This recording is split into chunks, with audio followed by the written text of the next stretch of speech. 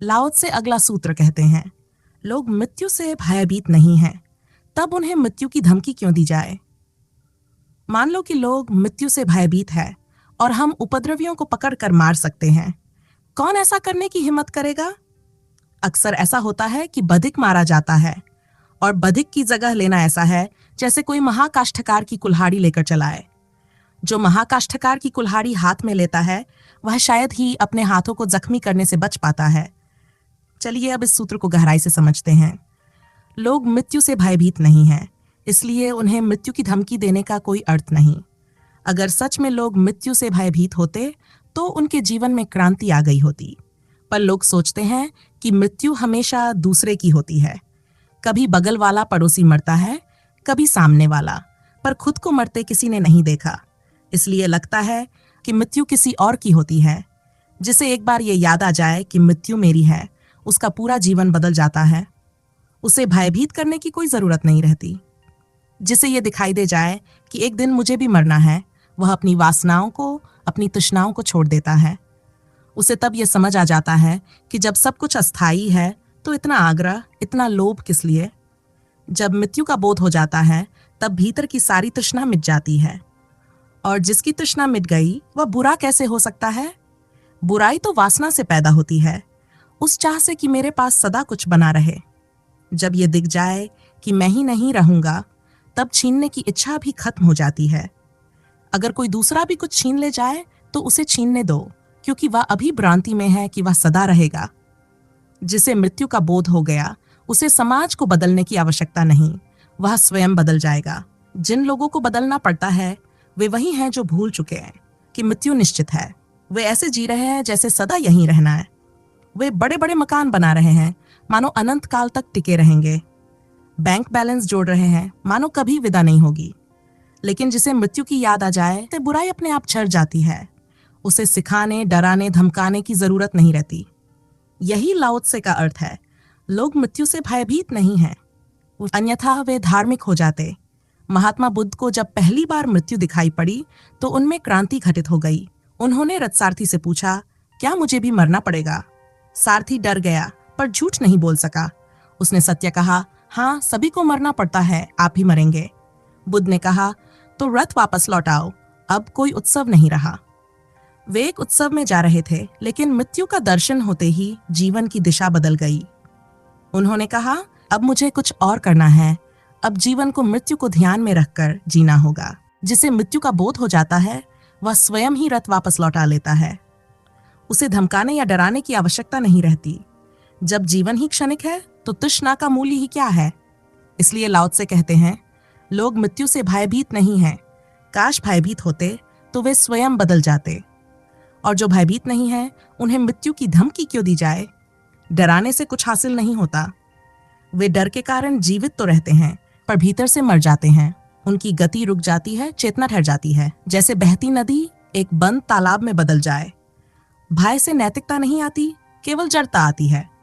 पक्षाघात शरीर को रोक सकता है, मन को नहीं। मन तब भी भटकता रहेगा, वासना में, पाप में, कल्पना में। इसलिए लाओ त्से कहते हैं, मृत्यु की धमकी का कोई अर्थ नहीं। डराने से केवल दो परिणाम होते हैं। जो पहले से डरे हुए हैं वे और अधिक डर जाते हैं, और जो निर्भीक है वे और अधिक विद्रोही हो जाते हैं। भयभीत व्यक्ति पक्षाघात में चला जाता है, निर्भीक व्यक्ति अहंकार में। दोनों ही समाज के लिए घातक हैं। जीवन में भी यही होता है। निर्भीक को जब तुम डराते हो वह और अधिक निर्भीक हो जाता है। भयभीत को जब डराते हो वह और अधिक भयभीत। इसीलिए लाओ त्से कहते हैं, भय का मार्ग गलत है।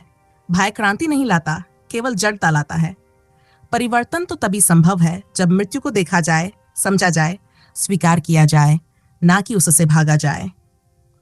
लाओ त्से कहते हैं, मान लो लोग मृत्यु से भयभीत हैं और हम उपद्रवियों को पकड़कर मार सकते हैं, तो भी कौन ऐसा करने की हिम्मत करेगा? मनुस्विदों ने कहा है कि हत्यारे और न्यायाधीश एक ही तरह के वर्ग से आते हैं। उनकी चेतना का गुणधर्म एक जैसा होता है। पुलिस वाले और गुंडे भी एक ही वर्ग से आते हैं। उनकी चेतना का गुणधर्म समान होता है। पुलिस वाले को गुंडा होना ही चाहिए, नहीं तो वह गुंडों से व्यवहार ना कर पाएगा। अगर तुम पुलिस वालों की भाषा सुनो तो वे वैसी ही गालियां देंगे जैसी कोई बुरा आदमी देता, और जिनके साथ उनका व्यवहार पड़ा वे जानते हैं कि उनसे भी बुरा व्यवहार और मुश्किल से मिलेगा। फर्क बस इतना है कि वे राज्य के द्वारा नियुक्त गुंडे हैं, दूसरे गुंडे अपनी मर्जी से गुंडे हैं। बस इतना ही फर्क है। न्यायाधीशों की हत्या बड़ी व्यवस्था से होती है। उनका चोगा, उनके नियम, बड़ा गंभीर माहौल होता है। ऐसा लगता है कि कोई न्यायपूर्ण बात हो रही है, पर असल में क्या हो रहा है? इस सारे जाल के भीतर हो इतना ही रहा है कि समाज वही बुरा करना चाहता है जो बुरे लोगों ने किया था। समाज प्रतिशोध लेना चाहता है। तुम हत्या को कानून के शब्दों में रखकर बदल नहीं सकते। हत्या तो हत्या है, राज्य ने की या व्यक्ति ने की, कोई फर्क नहीं पड़ता। हत्या तो हत्या ही रहती है। और जो बड़ी समझ लेने वाली बात है, जो लोग हत्या करते हैं वे उसके परिणामों से अपनी चेतना पर ठीक नहीं हो पाते। इसलिए अक्सर ऐसा होता है कि अगर तुम बुरे आदमी को दंड देकर ठीक करने की कोशिश करोगे तो इस कोशिश में धीरे धीरे तुम भी बुरे बन जाओगे। दंड देना कोई बड़ा शुभ कृत्य नहीं है। तुम मारोगे, मारना कोई शुभ कृत्य नहीं। तुम कोड़े चलाओगे, सजाएं दोगे, इन सब से तुम्हारी आत्मा सख्त, कठोर, पथरीली हो जाती है। और न्यायाधीशों से ज्यादा पथरीली आत्मा कहीं नहीं मिलेगी, क्योंकि हत्यारा शायद भावावेश में हत्या करता है, न्यायाधीश गणित से, सोच विचार कर, शीतलता से हत्या करता है। एक आदमी क्रोध में भावाविष्ट होकर हत्या कर सकता है, वह क्षम्य भी हो सकती है क्योंकि उस क्षण वह बेहोश जैसा था। अदालतें कभी कभी इसे क्षमा कर देती हैं। यदि सिद्ध हो जाए कि वह पागल था तो पागल को सजा नहीं दी जाती, पर भावावेश का वह पल क्षमा योग्य हो सकता है। पर न्यायाधीश जो सोच विचार कर कैलकुलेशन से हत्या करते हैं, उनकी हत्या अक्षम्य है। समाज की हत्या बिल्कुल अक्षम्य है। लाओ से जैसे व्यक्तियों की बातों को कोई सुनता नहीं, इसलिए धीरे धीरे समाज की आत्मा पत्थर हो जाती है। जो समाज लोगों को आत्मा देना चाहता है, उसके पास खुद की कोई आत्मा नहीं होती। जो न्यायाधीश लोगों को बदलना चाहता है, उसके भीतर बदलने वाली अंतः चेतना नहीं होती। जो राजनीतिज्ञ समाज के भ्रष्टाचार को दूर करना चाहते हैं, उनका पूरा जीवन भ्रष्टाचार से लिप्त हो जाता है। वे वहां तक पहुंच ही नहीं सकते बिना भ्रष्टाचार के। इसे समझो, क्योंकि जिस यात्रा से तुम गुजरते हो वह तुम्हें बदल देती है। इतिहास भरा पड़ा है ऐसे उदाहरणों से कि क्रांतिकारियों ने जिनको मिटाना चाहा, अंततः वही क्रांतिकारी उन्हीं जैसे हो गए। इस देश में भी ऐसा हुआ। आजादी के बाद जो लोग सत्ता में आए वे अंग्रेजों से बदतर सिद्ध हुए। अंग्रेजों ने जितनी हत्या नहीं की थी, उससे अधिक यहाँ कुछ वर्षों में हुई। पर क्यों ऐसा होता है? क्योंकि जो तुम करने जाते हो वह तुम्हें भी बदल देता है। सत्ता में पहुंचते पहुंचते जिन सीढ़ियों को चढ़ना पड़ता है, वे तुम्हारी आत्मा का हनन कर देती हैं। जब तक तुम पहुंचते हो तब तक तुम उन्हीं में से एक हो गए होते हो। चीन की पुरानी कहावत है कि बुरे आदमी से कभी दुश्मनी मत बनाना, क्योंकि बुरे आदमी से दुश्मनी करोगे तो तुम भी धीरे धीरे बुरे हो जाओगे। बुरे आदमी के साथ उसकी भाषा में बोलना पड़ेगा, उसके तरीके से लड़ना पड़ेगा। धीरे धीरे तुम पाओगे कि तुम वही बन गए। अगर लड़ना ही है तो किसी अच्छे आदमी से लड़ो। यदि किसी से लड़ना ही पड़े तो संतों से लड़ो, ताकि तुम भी संत जैसे बन जाओ। क्योंकि जिससे तुम्हें लड़ना होगा तुम्हें उसके जैसा ही होना पड़ेगा, और इसके अलावा कोई उपाय नहीं। चोर से लड़ोगे, चोर हो जाओगे। बेईमान से लड़ोगे, बेईमान हो जाओगे। क्योंकि बेईमानी का पूरा शास्त्र तुम्हें भी सीखना पड़ेगा, नहीं तो जीत ना सकोगे। इतिहास इसका प्रमाण देता है। हिटलर हार गया, पर उसने पूरी दुनिया को बदल दिया। जो लोग उससे लड़े वे धीरे धीरे हिटलर जैसे हो गए। हिटलर हार कर भी जिंदा है। उसने दुनिया में फांसीवादी प्रवृत्तियों को बढ़ावा दिया। नाम अलग था, पर लोग अधिनायकादी तरीकों की ओर गए। लोकतंत्र की जड़ें हिल गईं। हिटलर से लड़ने के लिए इंग्लैंड को चर्चिल जैसा शख्स चाहिए था। चर्चिल भी हिटलर के डंग का आदमी था। फर्क कम ही था। जिनको उससे लड़ना पड़ा वे लोकतंत्र को छोड़कर कठोर तरीकों पर आए। ऐसा इतिहास में बार बार हुआ। तुम जिस तरह की व्यवस्था को तोड़ना चाहते हो, तुम भी वैसे ही हो जाओगे। हमने अच्छे लोगों को सत्ता में भेजा। गांधी ने सेवक, त्यागी बनाए, पर सत्ता मिली तो वे भोगी सिद्ध हुए। वो त्याग दो कौड़ी में मिल गया। जैसे ही सत्ता आई, सब रूप बदल गया। क्योंकि उन्हें लड़ना पड़ा, चारों तरफ बुराई थी, उससे लड़ते लड़ते वे भी बुरे बन गए। इसलिए मैं कहती हूँ, शैतान से मत लड़ो, परमात्मा से प्रेम करो।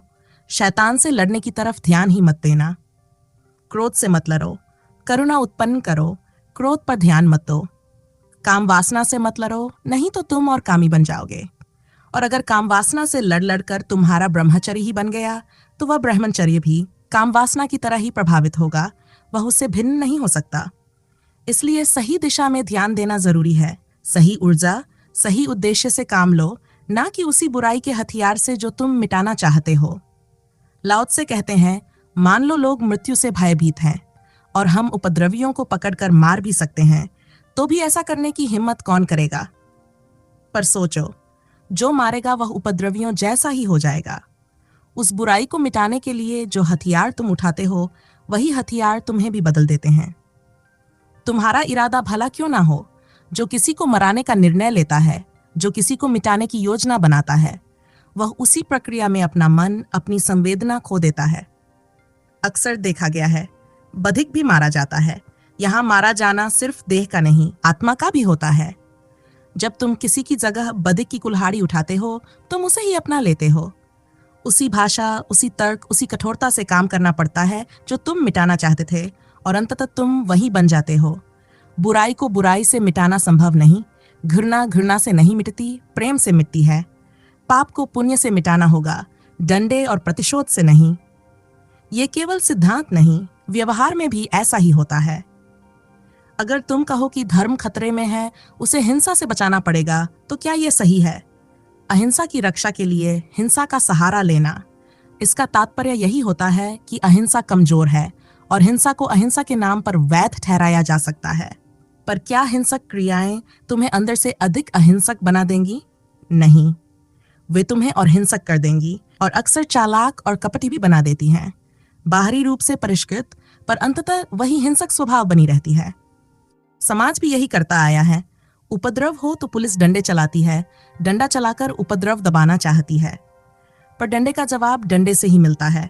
फिर अगली बार उपद्रव भी और सशक्त होकर लौटता है। व्यवस्था जितनी कड़ी करोगे, उस पर भरोसा उतना ही घटता जाएगा। सुरक्षा बढ़ाओगे तो असुरक्षा और बढ़ेगी। तो उपाय क्या है? ऊपर से जबरदस्ती से बदलना संभव नहीं। तात्कालिक दमन, तात्कालिक सजाएं, वे मूल बीमारी पर असर नहीं डालती। आवश्यक है मूल परिवर्तन, जड़ से रूपांतरण। यह तभी संभव होगा जब जीवन की बुनियाद प्रेम और भरोसे पर रखी जाए। एक एक परिवार से प्रेम की व्यवस्था बने। बच्चों को डराकर नहीं, प्रेम से पालो। समय लगेगा, 2-3 पीढ़ियां लग सकती हैं, पर तभी उपद्रव स्वतः शांत होंगे। तभी कोई इतना असमझ होते हुए भी हिंसा नहीं करने की ओर जाएगा। इसीलिए लाओ त्से कहते हैं, बधिक की जगह लेना ऐसा है जैसे कोई महाकाष्ठकार की कुल्हाड़ी लेकर चलाए।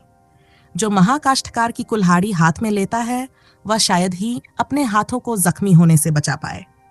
सोचो, ये कितना गहरा वचन है। जब तुम किसी को सुधारने की, डराने की या अनुशासन में लाने की कोशिश करते हो, तो खतरा केवल उसके लिए नहीं, तुम्हारे लिए भी होता है। ये बात याद रखो। जब तुम भय पैदा करते हो, तो तुम खुद भी उसी भय में घिर जाते हो। जब तुम किसी को सजा देने की मानसिकता में उतरते हो, तुम खुद उसी हिंसा के भीतर जीने लगते हो। ये दोधारी तलवार है जो दूसरे को घायल करती है, पर तुम्हें भी लहूलुहान कर देती है। लाओ त्से कहते हैं, जीवन का शास्त्र बहुत नाजुक है। अगर होशपूर्वक नहीं चले तो दूसरे को सुधारने में खुद बिगड़ जाओगे। दूसरे को बनाने की कोशिश में खुद मिट जाओगे। इसी बात को समझाने वाली एक कहानी है। मिस्र का एक सम्राट था, शतरंज का बहुत बड़ा दीवाना। इतना कि वह रात दिन उसी में डूबा रहता, नींद में भी चालें चलता। धीरे धीरे वह पागल हो गया। चिकित्सक बुलाए गए, पर किसी के वश की बात ना थी। अंत में राज्य का सबसे बड़ा शतरंज खिलाड़ी बुलाया गया। उसने सम्राट के साथ खेलना शुरू किया, दिन रात, पूरे 1 साल तक। 1 साल बाद सम्राट ठीक हो गया, लेकिन खिलाड़ी पागल हो गया। जब चिकित्सकों से पूछा गया कि अब खिलाड़ी का क्या करें, तो उन्होंने कहा, अब कोई और बड़ा खिलाड़ी खोजो जो इसको ठीक करे। लेकिन कोई तैयार ना हुआ। सब जानते थे कि जो सुधारने जाएगा वही पागल हो जाएगा। यह कहानी बहुत कुछ कह जाती है। जब तुम किसी पागल को सुधारने उतरते हो, तो खतरा यह होता है कि कहीं तुम भी उसकी तरह ना बन जाओ। जब तुम किसी शराबी को सुधारने जाओ, तो संभाल कर जाना, कहीं तुम भी उसी आदत के शिकार ना हो जाओ। सुधारने की ये कोशिश कई बार खुद को डुबो देती है। इसलिए लाओ त्से कहते हैं, यह महाकाष्ठकार की कुल्हाड़ी है। इसे हाथ में उठाने से पहले बहुत सावधानी चाहिए। बुद्ध जैसे लोग वही कुल्हाड़ी उठा सकते हैं, क्योंकि वे किसी को सुधारते नहीं, बस अपनी उपस्थिति से बदल देते हैं। वे कुछ करते नहीं, वे बस होते हैं, और उनका होना ही परिवर्तन है। उनके पास बैठो और तुम बदलने लगते हो, क्योंकि वे तुम्हें सुधारना नहीं चाहते, वे तुम्हें स्वीकार करते हैं। वे कहते हैं, तुम जैसे हो वैसे ही परिपूर्ण हो। यहीं से क्रांति शुरू होती है, स्वीकार से, प्रेम से। बुद्ध का प्रेम तुम्हें बदलता है, उनकी करुणा तुम्हें रूपांतरित करती है, उनकी मौन उपस्थिति तुम्हारे भीतर नई चेतना जगाती है। जो तुम्हें बदलना चाहते हैं वे वास्तव में अहंकारी हैं। वे तुम्हें वस्तु की तरह गढ़ना चाहते हैं, काटना, जोड़ना, सुधारना चाहते हैं, और इसी सुधार की प्रवृत्ति में हिंसा छिपी है। बुद्ध पुरुष हिंसा नहीं करता, वह प्रेम करता है, वह स्वीकार करता है, और उसी स्वीकार में तुम्हारा रूपांतरण होता है। तुम्हें किसी को बदलने की जरूरत नहीं। जब तुम स्वयं बदल जाओगे, तुम्हारी उपस्थिति, तुम्हारा प्रकाश, तुम्हारा मौन ही दूसरों को बदल देगा। एक जलता हुआ दिया अंधेरे से नहीं लड़ता, वह बस जलता है और अंधेरा स्वयं मिट जाता है। तो आज इस वीडियो में इतना ही। आशा है आप इस सूत्र को जीवन में उपयोग करेंगे, केवल इसे बौद्धिक कृत्य नहीं बनाएंगे। फिर मिलेंगे अगली वीडियो में। धन्यवाद।